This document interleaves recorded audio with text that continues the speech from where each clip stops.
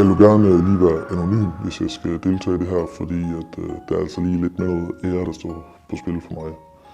Men jeg har lige været på jagt i RT, og det har været den bedste jagt længe, som jeg kan huske, jeg har været på. Vi har skudt rigtig mange fine dyr. Det blev ikke så mange, men dem der var, de var meget sjældne. Der var hornugle, isfugl, og ja, de andre dem kendte jeg ikke, men de var godt nok flot.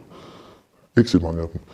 Men de unge var der også, og der var lige lidt med noget ære, noget code of conduct, vi nok lige skal have op. Og det er jo det der med, at hvis man har nogle ting, man er glad for, nogle traditioner, så skal man altså passe på det.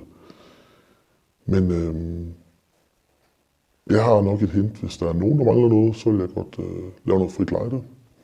Man kan overføre 5.000 til mig på MobilePay, og så vil jeg jo godt være behjælpelig med at fremskaffe nogle ting.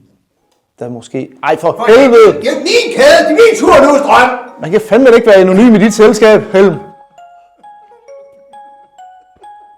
Hvad?